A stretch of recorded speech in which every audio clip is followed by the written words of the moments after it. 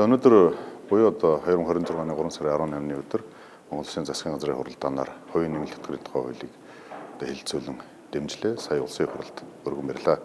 За энэ хууль бол нийгэмд одоо зайлшгүй шаардлагатай цаг үеийн болсон юм хууль.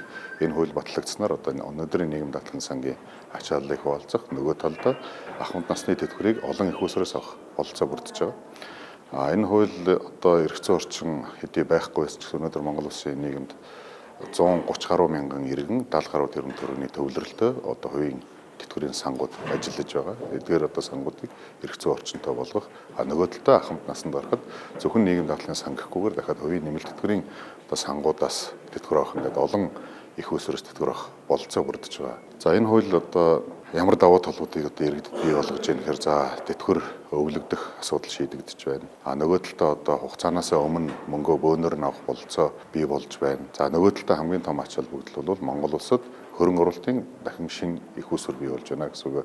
Тийм учраас өнөөдөр улсын хурлд өргөн барьлаа.